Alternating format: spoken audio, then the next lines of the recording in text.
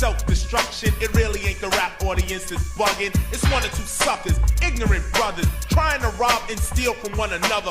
You get caught in the mid. So to crush that stereotype, here's what we did. We got ourselves together so that you could unite and fight for what's right. Not negative cause. The way we live is positive. We don't kill our relatives. Pop, pop, pop, when it's shot, who's to blame? Headline, front page, and raps the name. MC Delight here to state the bottom line. The black on black crime was way before our time. Took a brother's life with a knife as his wife. Cried cause he died of trifling death when he left his very last breath. Was I slept, so watch your step. Back in the 60s, our brothers and sisters were hanged. How could you gangbang? I never ever ran from the Ku Klux Klan, and I shouldn't have to run from a black man, cause that's self-destruction. Yeah, it was self-destruction. Self-destruction. Yeah, it was self-destruction. Self-destruction. Yeah, it was self-destruction. Self-destruction. Uno, dos, tres, cuatro. Funky fresh dressed to impress, ready to party. Money in your pocket, dying to move your body. To get inside, you pay the whole $10. Scotch tape with a razor blade, taped to your collar. Leave the guns and the crack and the knives alone. MC lights on the microphone, bum rushing and pushing, snatching and taxing. I crammed understand why brothers don't be maxing. There's only one disco, they'll close one more. You ain't guarding the door, so what you got a gun for? Do you rob the rich and give to the poor? Yo, daddy-o, school them some more. Straight from the mouth. Why? And daddy-o, Do a crime, end up in jail and gotta go. Cause you could do crime and get paid today. And tomorrow you're behind bars in the worst way. Far from your family, Cause you're locked away. now tell Do me, you really think crime pays? scheming on taking what your brother had? you little sucker. You talking all that jazz. It's time to stand together in a unity. Cause if not, then we're soon to be self-destroyed, unemployed. The records will be lost without a trace or a clue. But what to do is stop the violence and kick the science down the road that we call eternity, where knowledge is formed and you learn to be self-sufficient, independent. To teach to each is what rap intended, but society wants to invade. So do not walk this path that they laid. It's self-destruction. Yeah, it was self-destruction. Self-destruction. D-Nice, break it down like this. Children growing, women producing, men go working, some do stealing. Self-destruction. Yeah, it was self-destruction. Self-destruction.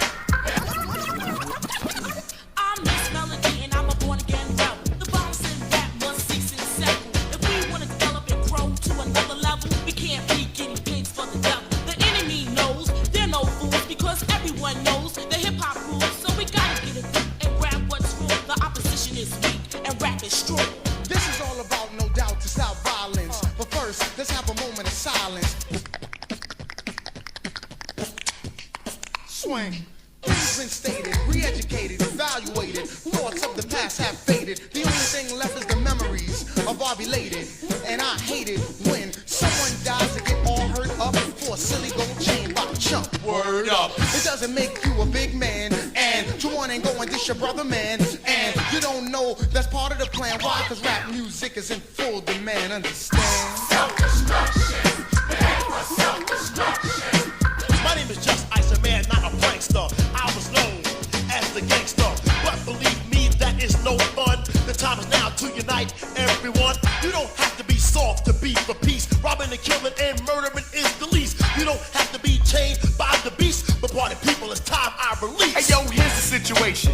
Idiocy, nonsense, violence, not a good policy. Therefore, we must ignore fighting and fussing. Heaven's at the door, so there'll be no bum rushing. Let's get together because we're falling apart. I heard a brother shot another, it broke my heart. I don't understand the difficulty, people. Love your brother, treat him as an equal. They call us animals, I don't agree with them. I'll prove it wrong, but right is what you're proving them. Take heed before I lead to what I'm saying, or we'll all be on our knees praying. The heavy deep in the heart of the matter. The self-destruction is served on a platter, making a date, not failing to anticipate. They got greedy, so they fell for the bait. That makes them a victim, pick them, pluck. New jack in jail, but to the vets they're a duck. There's no one to rob, cause in jail you're a number. They never took the time to wonder about self-destruction. Yeah, it was self-destruction. Self-destruction. Yeah, it was self-destruction. Yes, we urge to merge. We live for the love of our people, the hope they get along. Getting a point to our brothers and sisters who don't know the time. Boy, so we wrote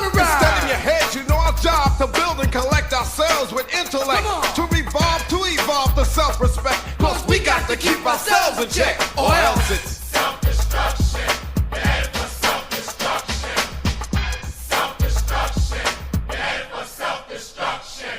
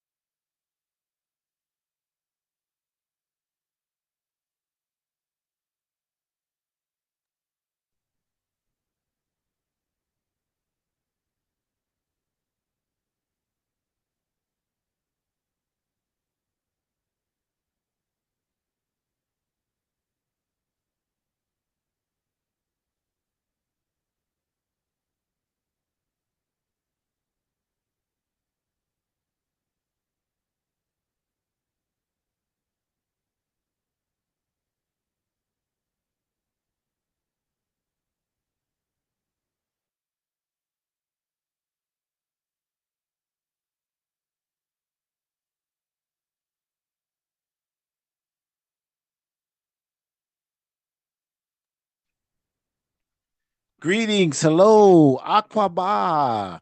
Hopefully, you are doing well today. On this day, we hope you're doing so well and hope everything is going wonderful for you.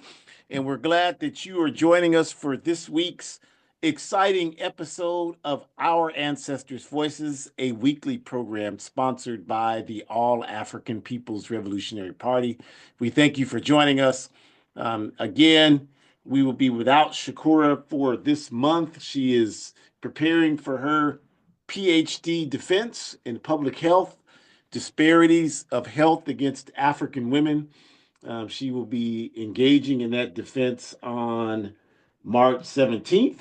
So she's knee deep in preparing to get her defense. So we are, of course, in her corner as she struggles to get through this so that she can continue to make her contributions. She told me earlier that she plans to be back by April, the first week in April. So bear with me during this month.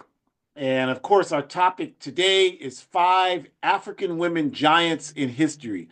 And for some of you, that might seem somewhat strange or ironic or something that we're having a month dedicated to African women, and the African woman who participates on this program is not going to be here. But for us in the All African People's Revolutionary Party, there is not only nothing strange or different about that, that's actually consistent with what the work that we are building every day. We don't see the emancipation of women as women's work. We see the emancipation of women and marginalized gender folks as the work of our people, men, women, non-gender binary, everybody.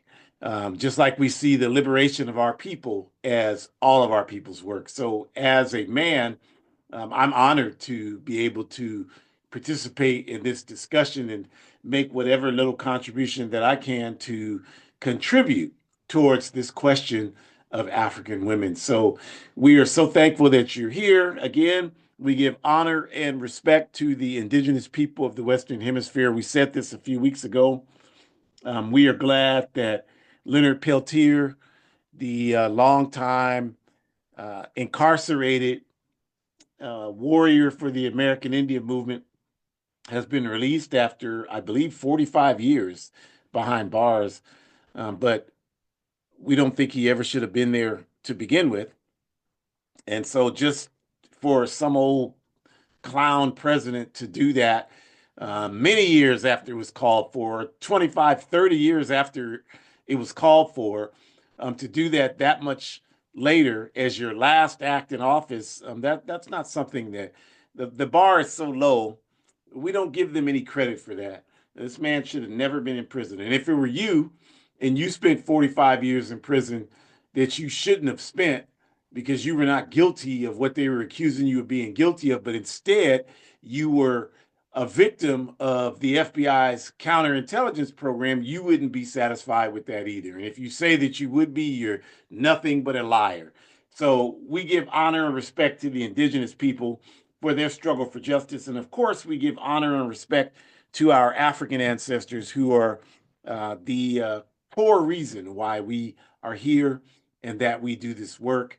We're going to be talking about some wonderful ancestors today, African women, and we are just honored to lift our voice to hopefully give you some moments to think about these women. And if you can't be inspired by these women, then you just are incapable of being inspired. And our plan for the month of March is, and we know most of you are here because you want to be inspired, and we're thankful for you for that. But the last comment I made was, for all the people that are here for other reasons, undercover police work, whatever reason they have for being here, then if you should be inspired. Kwame Ture told us, get the police to work for the revolution. So hopefully you're inspired to change your allegiances and to shed your allegiance to the slave masters and the capitalists and all of the enemies of humanity, and that you're inspired to come over and fight on the side of the masses of people of humanity. So our plan this month is we're going to spend today talking about 5 extraordinary African women. And then for the next 3 weeks of March, since March is what they call Women's History Month, we're going to be talking about individual African women in history who have made tremendous contributions for the struggle for justice, because that's who we highlight. We don't highlight people who made a lot of money. We don't highlight people who are celebrities or any of that nonsense. We highlight people who have made a contribution to advance us on a collective level, because we believe and we are convinced that that is the greatest contribution a human being can make for their existence on the planet Earth. And so few of these folks are recognized. There are a lot of these women that we're going to be talking about this month that a lot of you have never heard of. And if it were not for this program, you probably would never hear about them. So this is why we're dedicating these next few weeks to this very critical and important topic. So we're glad again that you're here, and we introduce ourselves as we do every week, because we're fortunate. We have a growing audience, and a lot of people are not necessarily familiar with who we are and what we do. So our Ancestors' Voices is sponsored again by the All African People's Revolutionary Party, the AAPRP, the All African People's Revolutionary Party. Not somebody contacted me, you're with the All American. I'm like, I'm not American, nothing. All African People's Revolutionary Party. And they were like, All American, nothing. I'm like, yeah, America's nothing to me. I just happened to be stolen, my ancestors, and brought here. And I'm only here to continue to do the work to regain our resources that were stolen from us by this backward empire.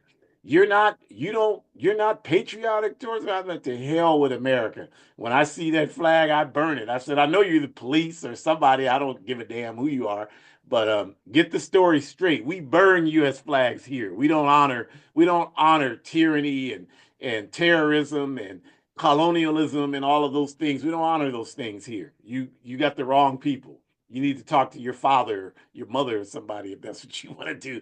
And that's what I told the person, and they hung up. So this is my life. I love it. Thank goodness for having a right side of history. We'll continue to do our best to stand on that side 100% of the time. And a part of that is the APRP is a revolutionary, independent, mass Pan-African political party with its base in Africa, you all. We're not based in the U.S. We're based in the national home for people of African descent living everywhere on Earth, and that is Africa. And our objective is Pan-Africanism, which we define correctly as one unified socialist Africa. And we are 100% committed to this objective because we know and we are convinced that once achieved, it will solve the problems that 2 billion African people face in over 120 countries on Earth, speaking all kinds of languages, practicing or not practicing all types of faiths, eating all types of foods, existing in the world in a way that only right now speaks to our potential once we have our mother unified and operating under scientific socialism. So that's our objective. And our work to achieve Pan-Africanism is outlined in Kwame Nkrumah's 1968 produced book, A Handbook of Revolutionary Warfare. If you're looking at a screen, and hopefully you are, it's displayed on the screen. The cover is, at least. And this is a book that outlines our strategy to achieve Pan-Africanism, to unite all of the revolutionary Pan-African formations on the ground in Africa into one body. And if you're one of these types of people that hears that and you say, well, that'll never happen, we don't speak that language. We don't speak that kind of negative language. You know, that's the language that people speak who never do anything, you know, that never actually try to do anything. They just sit around and criticize whatever other people do. We don't speak that kind of language. I have absolutely no doubt that we can achieve one unified socialist Africa. No doubt whatsoever. And it is that kind of spirit that runs through the blood of our ancestors. And if you don't have that kind of spirit, that's because you're out of sync with who you are. This is the same spirit that the indigenous people of the Western Hemisphere and all of their descendants have. This is the same spirit that all of the people of Asia have. It's the same spirit that working class white people that are on the right side of history understand. The only people that don't have this spirit are the people who have been thoroughly influenced and propagated by the enemies of humanity. So we believe that. And our Ancestors' Voices is hosted each week by myself, Ajamu, and Shakura, my biological and ideological daughter. And as I mentioned before, she will not be here for the next couple of weeks. She's finishing up preparing for her defense for her PhD in public health, disparities of health for African and indigenous women. So we will move forward into our topic for today, which is 5 African women freedom fighters in history. And we'll start with comrade, sister, Fatima Mohammad Bernawi. Fatima Mohammad Bernawi. And Miss Bernawi, unfortunately, just made her physical transition a couple of years ago in 2022. She was born to an African and Palestinian parents in 1939 in occupied Palestine, what many of you call by the colonial name Israel. And in 1964, with the creation of the Palestine Liberation Organization, or the PLO, Miss Bernawi was one of its initial recruits in the PLO. And at that time, she joined what was then known as Al-Fatah. Today, what would have been known as Al-Fatah are the same people who govern in the West Bank in Palestine today. But back at that time, it was called Al-Fatah. It was the largest. If you know anything about organization work, organizations, movements have people of all different types of ideologies, and the PLO was a manifestation of that. They had organizations and entities within the PLO that were socialist, that had not defined socialism as a solution. Some of them were Muslim, some of them were Christian, some of them did not have a faith defined. Al-Fatah was the largest segment within the Palestine Liberation Organization. That was the segment that was led for many years by Yasser Arafat.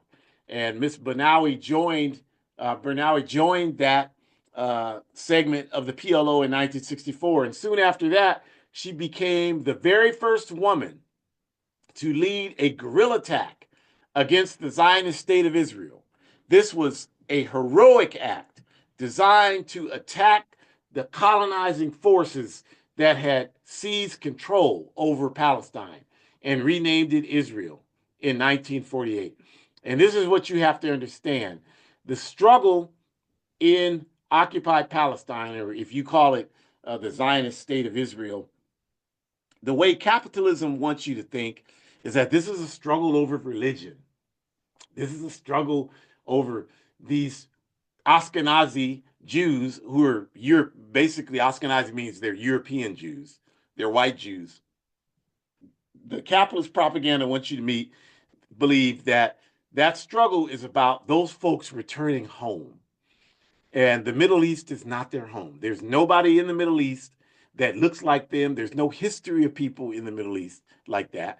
The history of people in the Middle East are people like Miss Bernawi, like Yasser Arafat, people who are brown, as even your Webster's Dictionary defines a Semitic people are Afro-Asiatic people.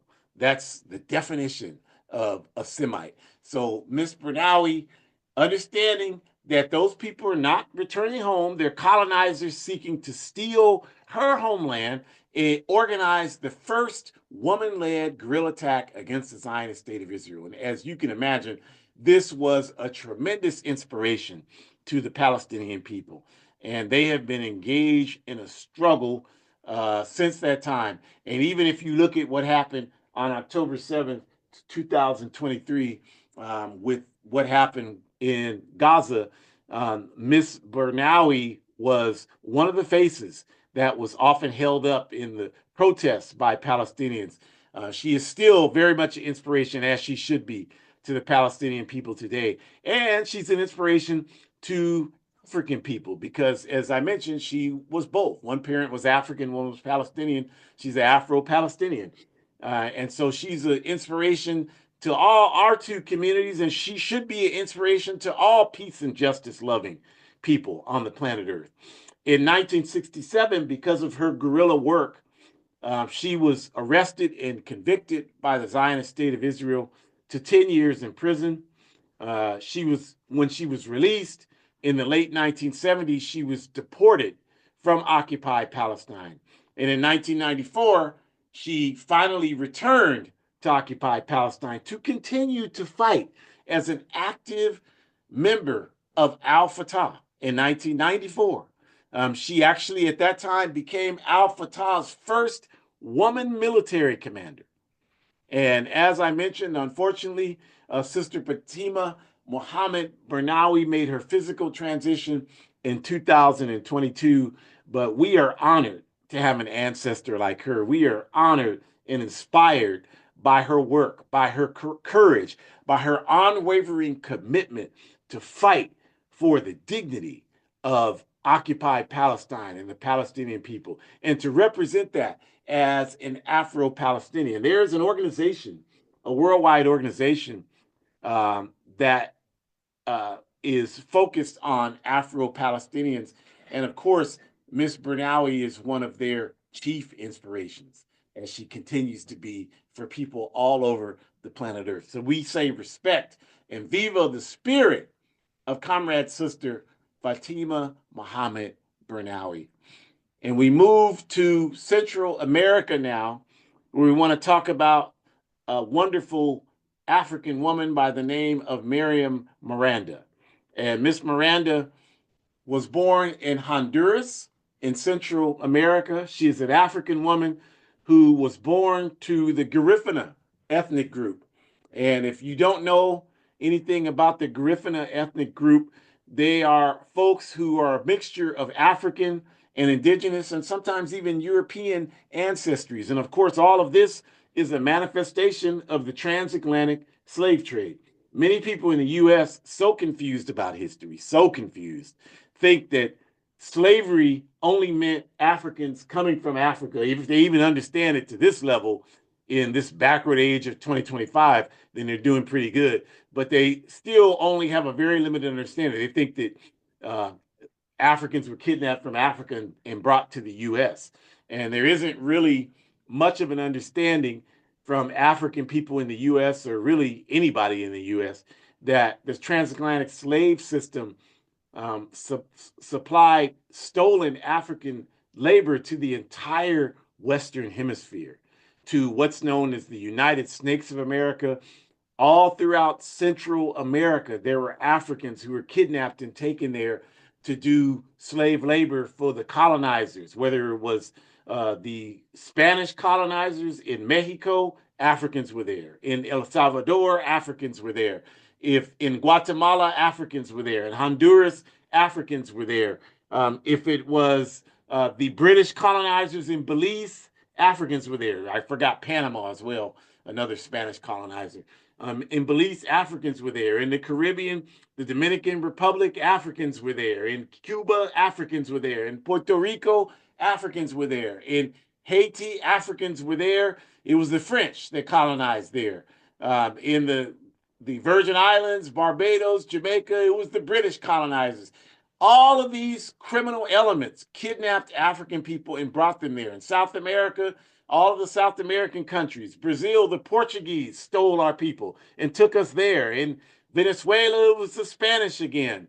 In Grenada, it was the British that took us there. I mentioned last week that Malcolm X's mother, Louise Little, was born and raised in Grenada. So this is the experience of African people.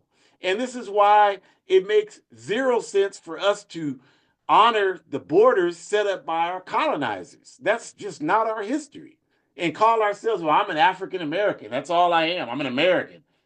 You're a slave living under the philosophy of your slave master. That's what you are. That's not even our history to talk like that. That's somebody who is trying to make some money or just loves the slave master so much they just can't think any way other than the way the slave master wants them to think. But Miss Miranda was a part of this Garifuna community, and she is also the founder of the Black Fraternal Organization of Honduras. The Black Fraternal Organization of Honduras.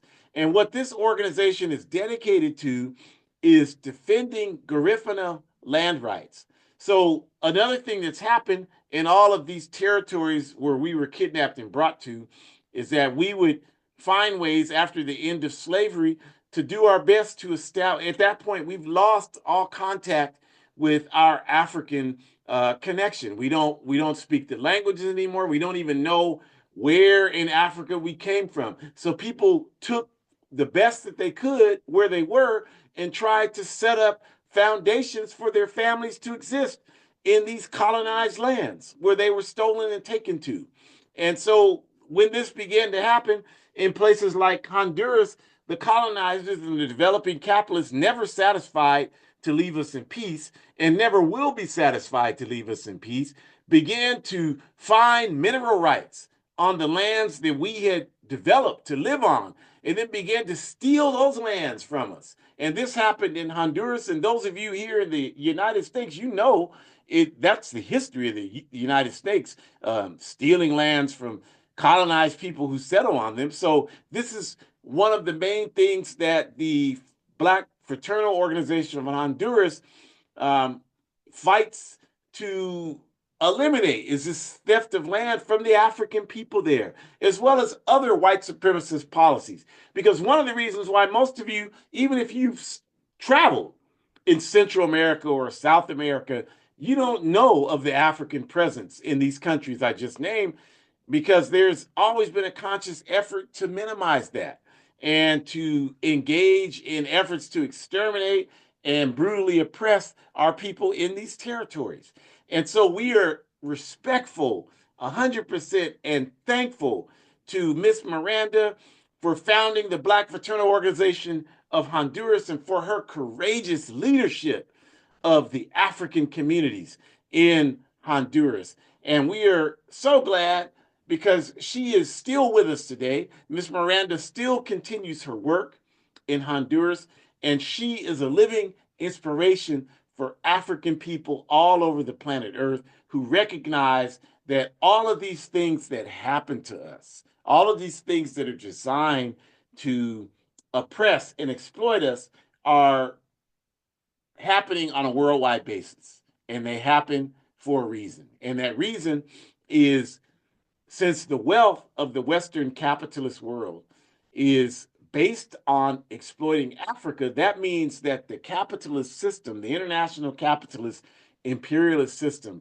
worldwide, it has to have as its priority keeping the African masses disorganized, oppressed, always on the run, always confused. That has to be a central ingredient for the capitalist imperialist effort, because any concerted efforts to unify African people that gain traction, right? That means immediate threat to the international capitalist imperialist system.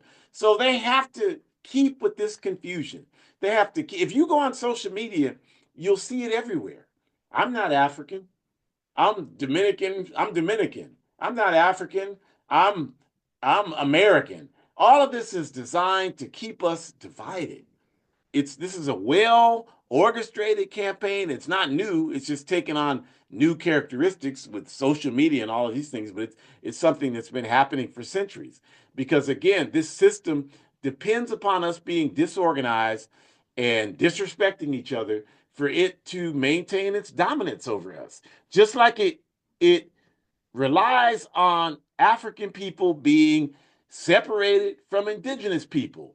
And even within indigenous communities, them being at each other's throats all the time. Well, I'm from a tribe that's recognized by the government, and you're just simply a Chicano. You don't have the same prestige that I have. These are all the tricks of the capitalist imperialist system to keep us all divided.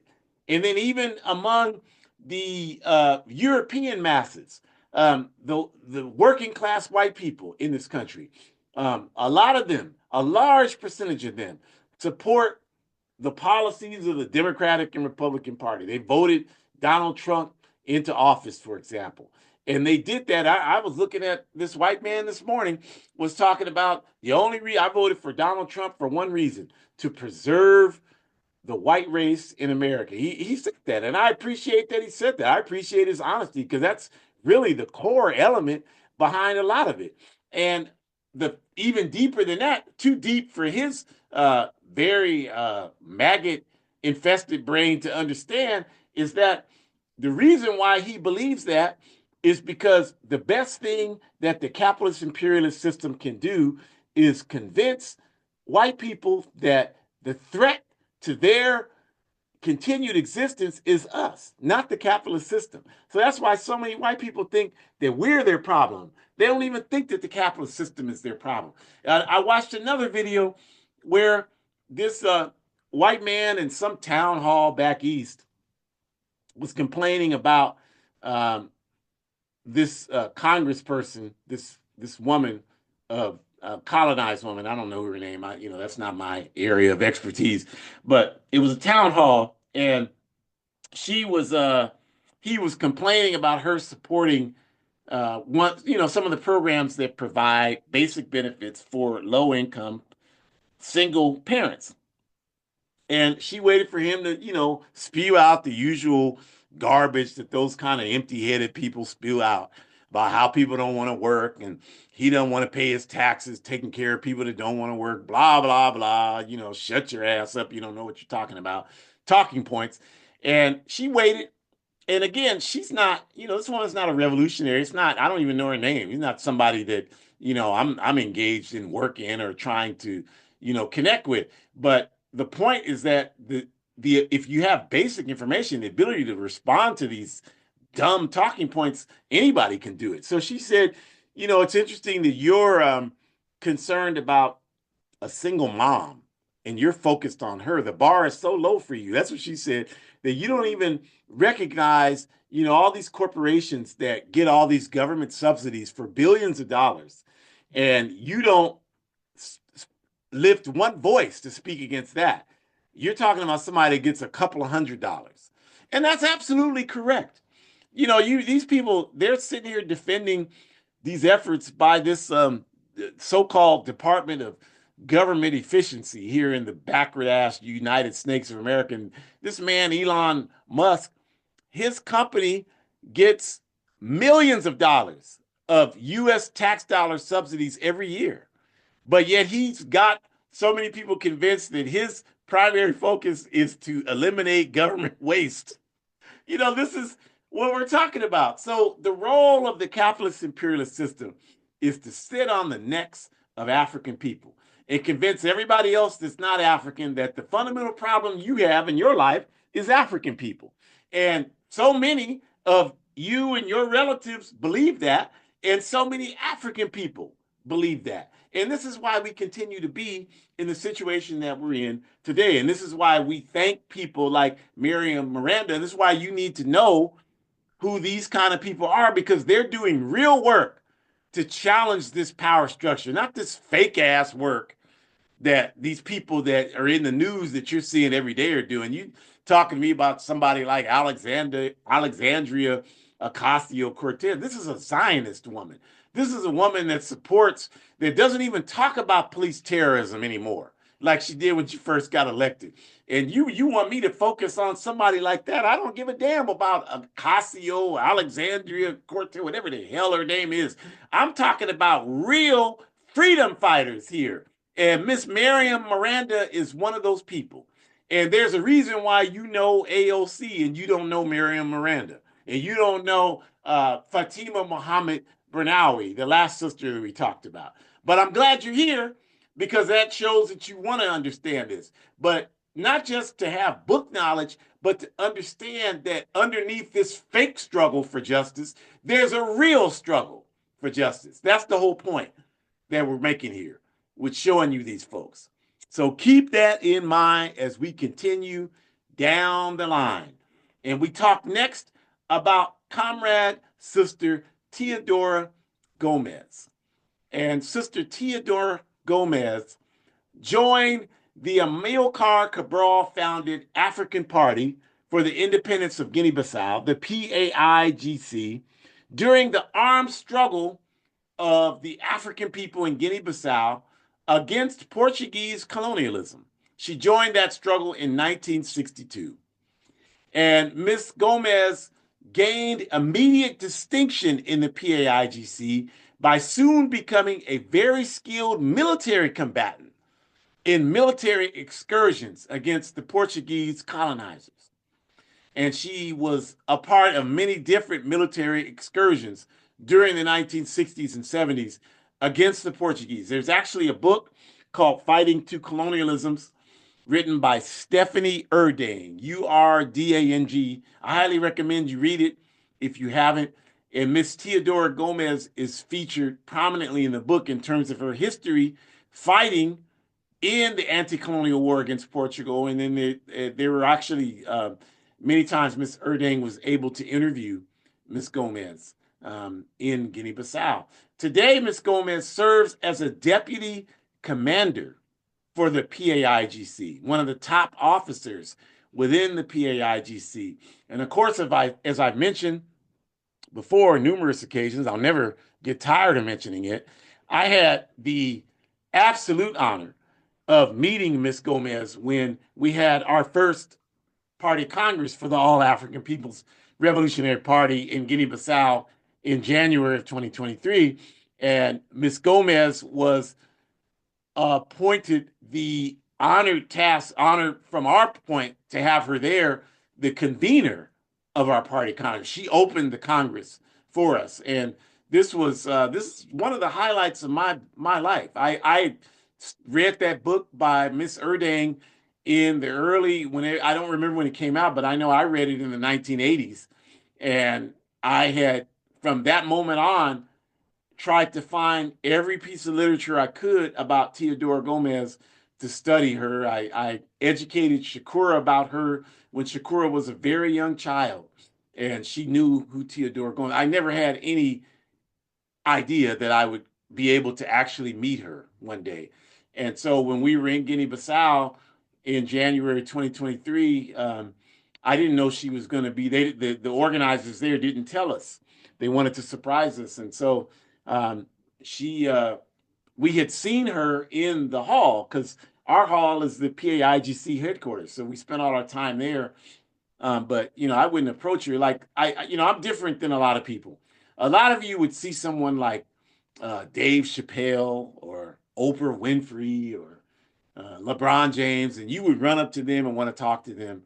I wouldn't run up to any of those people that are celebrities and try to say anything to them. That's just me. I love to watch LeBron James play basketball, but it stops there. I'm not really interested in having a conversation with him. We don't have anything that we can talk about.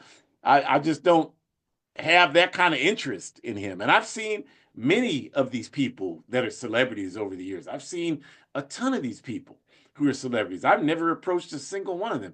But when I see someone who has made a serious contribution to the struggle for justice, I want to go up to them and introduce myself and talk. I see them the way that you see celebrities. So that's just me in terms of how I look at it. I remember the first time when I went to Cuba, I met Sister Asada Shakur. I couldn't bring it into words. The same way you would be if you met Michael Jordan. That's or Michael Jackson or somebody like that. That's how I was when I met Sister Asada Shakur.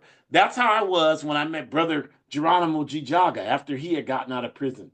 That's how I was when I met Teodora Gomes in Guinea-Bissau in 2023.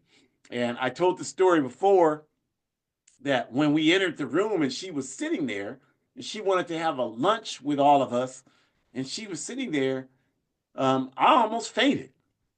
And I told the comrades who were there, who were PAIGC, AAPRP, I told them I have to take a picture with her because my daughter will never forgive me if I don't take a picture with her. And so they went and told her in Portuguese, and she told them in Portuguese, well, let's do that first. So we took a number of pictures. I have like 5 pictures with Comrade Sister Teodora, and on the screen there is one of them. We have our comrades that were there for the Party Congress. A number of them are local comrades in Guinea-Bissau, and then there's the comrade on the left is out of our Kenya chapter. The comrade on the far right is in Azania, or what you call by the colonial name South Africa. And then there are a couple of us, there are 4 of us in this picture who are from the United Snakes of America. There with my fist in the air right behind Comrade Sister Teodora, that's me. And then standing next to me is comrade, to my left is Comrade Brother Akabundu, who's in the Bay Area here close to me, and we've worked together my entire time in the APRP. And then next to me on the other side is Comrade Brother Imani, who is on the Central Committee of the PAIGC and the Central Committee of the APRP. So Miss Teodora Gomes is clearly an inspiration to all African freedom fighters on the planet Earth. And we are just honored that she still is among us. She still works to make her contribution. She still is a force in Guinea-Bissau. She was out there when we marched, when the military came. We marched on the anniversary of the assassination of Amilcar Cabral, the founder of the PAIGC, the co-founder of the AAPRP, and one of the ideologues today that we have in the APRP and the PAIGC. She was out there with us in her 80s, militant, defiant against the neo-colonial military of Guinea-Bissau. These are the people that we should use as our inspiration. These are the people who live their lives with dignity and will accept nothing less than the complete freedom and emancipation of all of humanity. They don't say one thing out of one side of their mouth and say something else out of the other side of their mouth. They don't take financial contributions and talk a certain way, and then when they get another financial contribution that's larger, talk a different way. These are principled revolutionaries that we're talking about. When we talk about people like Comrade Sister Teodora Gomes, there is a reason why you don't know who she is, because they don't want you to be inspired by real people who represent real principles and who live real life experiences, inspiring millions of people to dedicate their lives to making a positive contribution. So we give a continued salute to our comrade Sister Teodora Gomes. I'm just honored to be in the same organization that she is. I never thought I would see this day. I'm honored to live under her leadership and to respect her contribution and to continue to carry out the legacy that she has spent her entire life providing to us. And the only other thing I want to see happen in regard to that is for Shakur to be able to go to Guinea-Bissau and meet herself, Miss Teodora Gomes, who she has been hearing about since she was about 3 years old. So respect and honor to our comrade sister, Miss Teodora Gomez. And next, we will go to Imbalia Camara. And Imbalia Camara was an outstanding woman. She was a peasant woman. And let's be clear, because we're science, revolution is science, you all. It's not emotionalism. So I know in capitalist societies, the term pet, like people don't, you got to develop a habit. Like when you hear a word and you don't really know what the word means, you should take it upon yourself right then and there to do the work necessary to get a comprehensive understanding of what the word is. People been hearing words like peasant their whole life and never thought, well, maybe I can figure out what that word actually means. So the way it's used in this backward ass society is that it's a term that's used to show disrespect for people, as if the people who are described as peasants are lower level human beings. That has nothing to do with what a peasant is. The term peasant is an economic term. It's an economic term. And what it means, you all, is it speaks about people who have their relationship. All of us are defined based on our relationship to the means of production. And those of you who live in the United States of America, if you don't believe that, we're coming up on tax day. Don't pay your taxes. And then don't do that for several years. And you'll understand clearly what I'm talking about when I say our existence is defined based on our relationship to the means of production, right? You live in a backward society like this. You have a job, you pay taxes. That's how the society, that's how the society functions. And how you pay taxes is based upon, what level you exist in society. My wife and I just did our taxes, and we're going to owe a significant amount of money. But unlike most of you, I don't really care about that. I mean, I wish I didn't have to do it.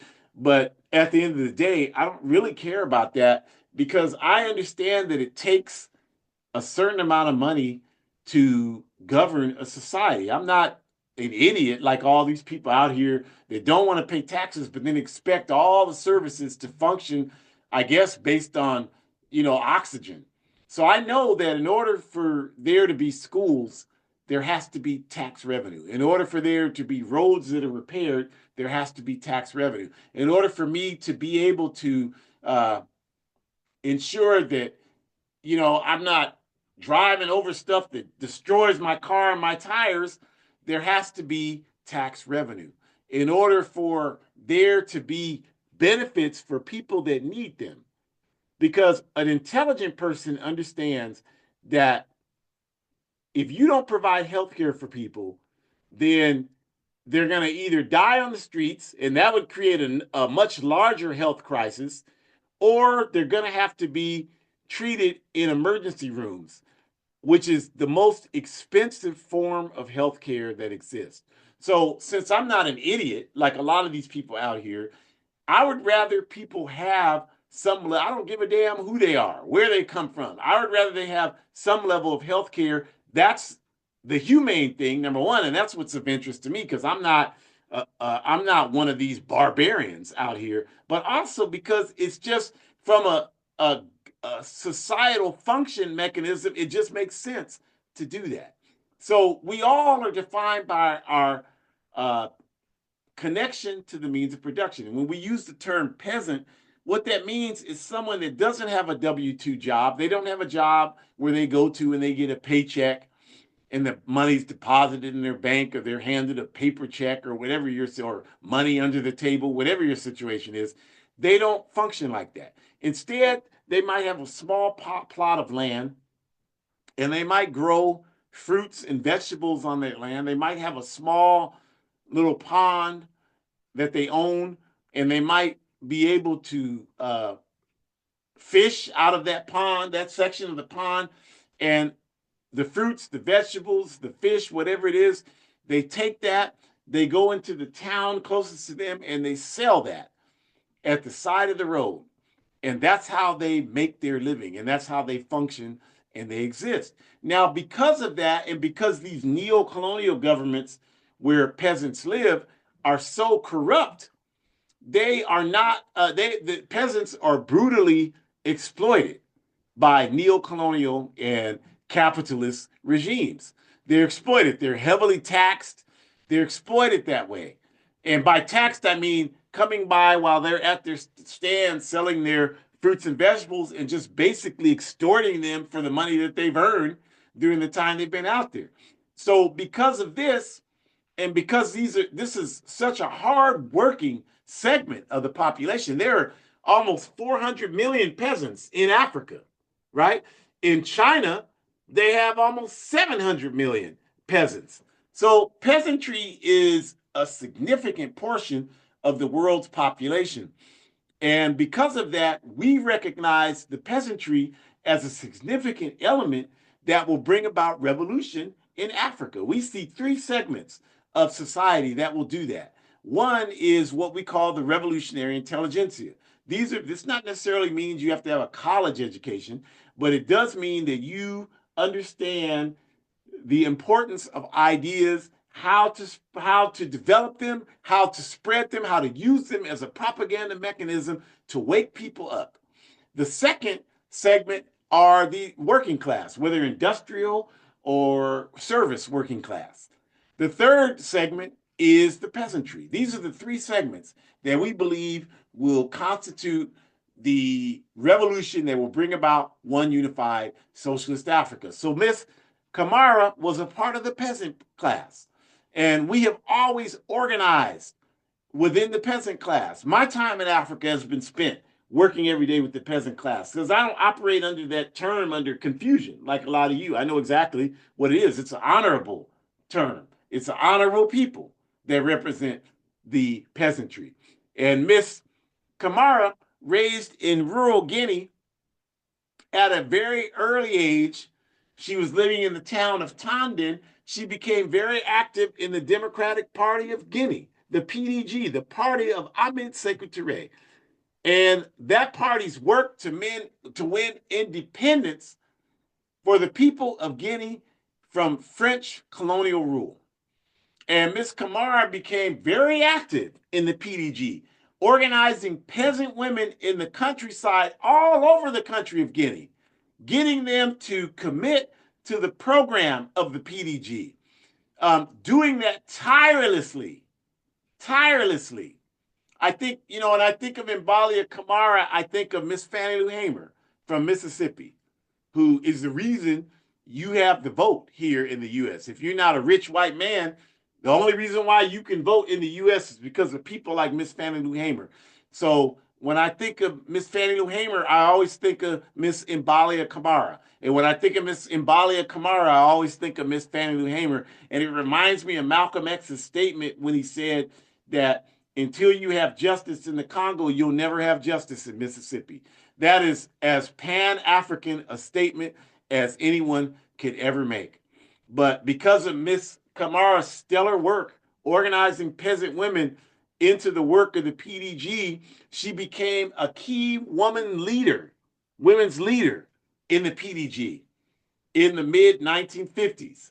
But unfortunately, in February of 1955, there was a local tribal chief who was financed and encouraged by the French. His name was Almami David Celia.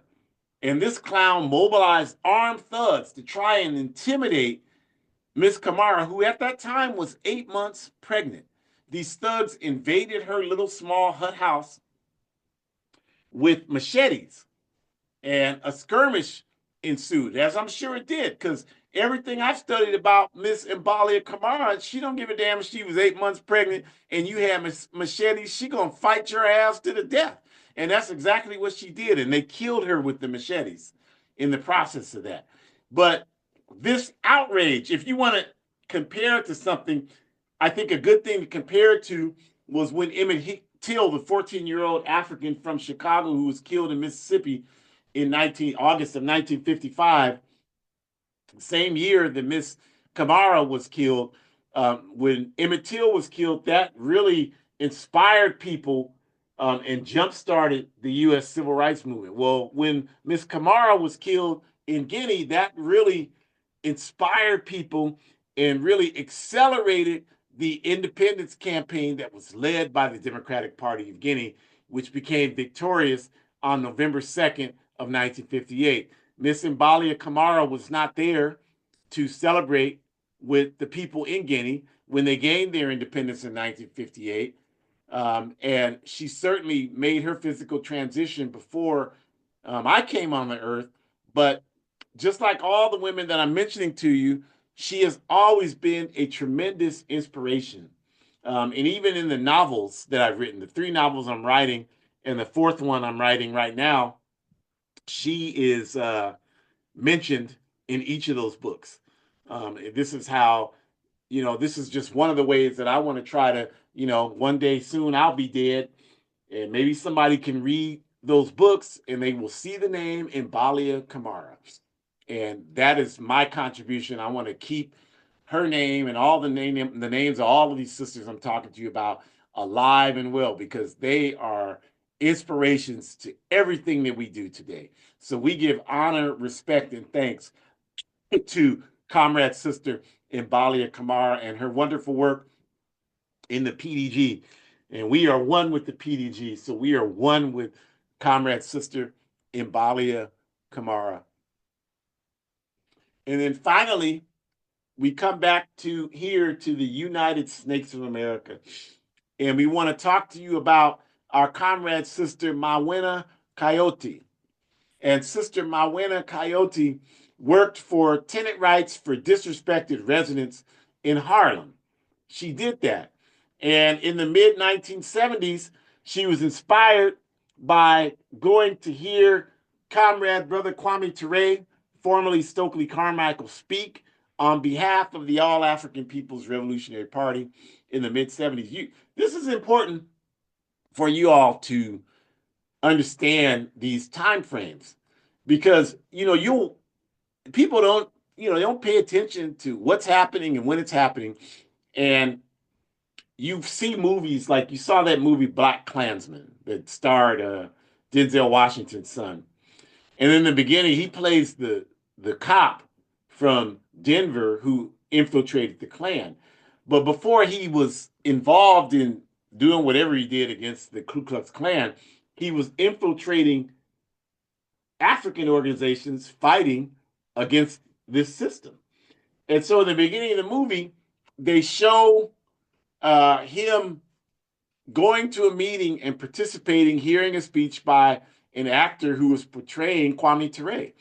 So if this happened during the mid-70s, which the movie indicates that's when that happened, the timeline, what that tells you is that for people who doubt it, because we've said this for years and people doubt it, the police agencies were thoroughly infiltrating the All-African People's Revolutionary Party. That's what that tells you. You don't believe us when we say it, but y'all watch all these damn movies and you believe everything in these movies. So there it is right there for you. And there's no reason to think that that stopped in the 1970s and that it doesn't happen today. Of course it does.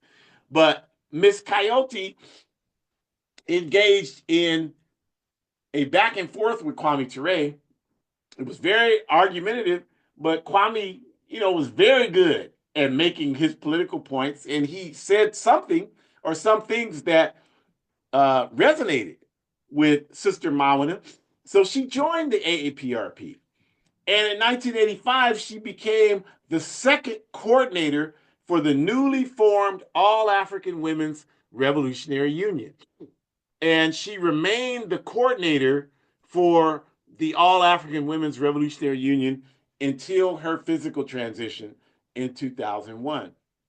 But I had the honor, I went to the second All-African Women's Revolutionary Union conference in Harlem.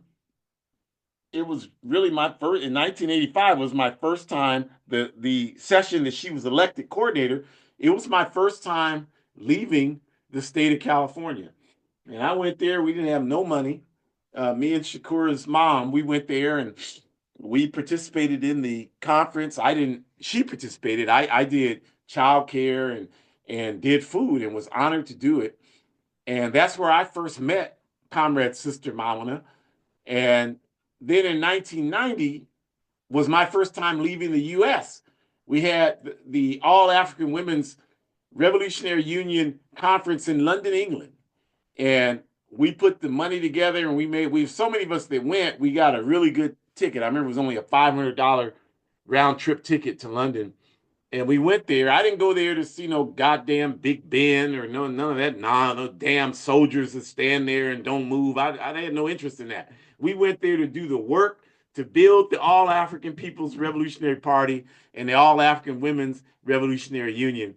And again, for 7 days, stayed there, did all the food, all the childcare, didn't even participate in the meetings, but because of the way that hall was structured, that we were able to hear everything because we were on an open floor above it. So I really was inspired by it. And I figured I learned at that meeting so many things, but I was able to pick up so many books, like books by Secretary that are just not available in this country. Was able to get them there and just solidify the relationship with Sister Mawina. She ended up coming out here. We brought her out here multiple times to speak and developed a really good relationship with her and was really just inspired by her. She was a wonderfully principled woman, committed to the struggle 100%. And she did so much wonderful work. She was a leading organizer for the protests against the police shooting of Amadou Diallo in New York in 1999. If you don't recall, Amadou was a brother from Guinea who was living in New York. He was a vendor. The police pulled their guns on him. He raised his wallet, and they said they thought it was a gun, and they shot him 41 times. It was all in the news when it happened, and Mawina was one of the leading organizers there. And then she was also a key member on the planning committee for the 1995 Million Man March. She was the only woman on that committee. The All African People's Revolutionary Party sent her intentionally so that there would be a woman, because we were trying to make the point to the Nation of Islam that our people are oppressed, not just our men. We don't need if we're going to highlight anything, we should highlight patriarchy and the impact it has on women and marginalized genders. So she played a significant role. She also spoke at that Million Man March, and she also that same year helped coordinate Comrade Fidel Castro from Cuba, his visit to Harlem in 1995. So a wonderful and amazing sister for the African Revolution. And like Comrade Sister Teodora Gomes, I've been honored to work and meet with both of them. And they've both been tremendous inspirations in my life. And I'm just thankful for that, thankful for the other three sisters who I didn't get the opportunity to meet, but have inspired me equally. And I'm just hopeful that they can provide that same level of inspiration for you. And so we thank you for joining us today. We invite you back. I mentioned at the beginning that our format for March is we're going to highlight a different African woman every month. This is Women's History Month. So we're going to do that. So next Sunday, March 9th, same time, same platforms, we're going to talk about Andre Blouin and her specific role in rattling international imperialism. We're going to talk about this woman, this young woman at the time, contributed to independence movements in 3 different countries in Africa. I mean, that's incredible. So we're going to talk about Andre Blouin next week. So we seriously encourage you to join us so you can hear about that. The QR code in the upper left, the red and white one, contains information on APRP programs other than this one, Our Ancestors' Voices. There are other programs, Pontula podcasts, Forward Ever podcasts. So scan that QR code to get that information. And then the Forward Ever shop, if you can see my hoodie, this is one of them. It says African period. That's what we are. We ain't no African Americans. We're African period. That's it. So you should wear clothes like this. These are positive and healthy messages to put out there. You'll feel better. So buy this. Go to that link to the Forward Ever shop and support the Forward Ever shop. And hoodcommunist.org is a revolutionary Pan-African blog. I have an article on there, recent article about the Super Bowl halftime show, African culture. Kendrick Lamar, you should read it, give you a different perspective, because if all you do is watch social media, you don't have any healthy perspective of that at all. There's no way you're going to get that from that. So check out that article. And then we're raising funds for African Liberation Day. We have African Liberation Day all over the world. We ask you to support it. It's a revolutionary African institution designed to lift us up. We finance all of our commemorations all throughout the African continent. There are about 10 of them there. So please go to GoFundMe. And when you go to www.gofundme.com, then in the search field, type in Together for Africa's Future and Dignity and donate. Donate what you can. $5, $10, $1,000 if you got it, whatever you can, donate it. This is how you contribute to African liberation. Join the All African People's Revolutionary Party. If you are African, you do that at www.aaprp-intl.org, okay? And the bottom right QR code, some of the work that we do with Burkina Books, our comrades on the ground in Burkina Faso, building revolutionary literacy in Burkina Faso. Become a monthly sponsor for that. $5, $10, $15,000, whatever you can do to be a monthly sponsor, do that. I wouldn't tell you to do it if I wasn't already doing it, which I am. So go ahead and do that. And finally, buy my book and tell people about it. A Guide for Organizing Defense Against White Supremacist, Patriarchal, and Fascist Violence. A Guide for Organizing Defense Against White Supremacist, Patriarchal, and Fascist Violence. Unfortunately, you can only buy it on Amazon. I don't want to hear about how you don't do Amazon. You just went to Shell and Chevron and put gas in your spare us with that. We're using the enemy's tools for liberation. It's only $8. I use 100% of the proceeds for anti-fascist work. And the calls to do this anti-fascist work are ringing my phone off the hook, you all. So whatever help you can give us, please buy the book. Plus, it's a great organizing book. So thank you for joining us. Hope to see you back. Support African women. Support African liberation. Support all peace and justice loving people on the planet Earth. Forward ever, backwards never. Enjoy the rest of your day.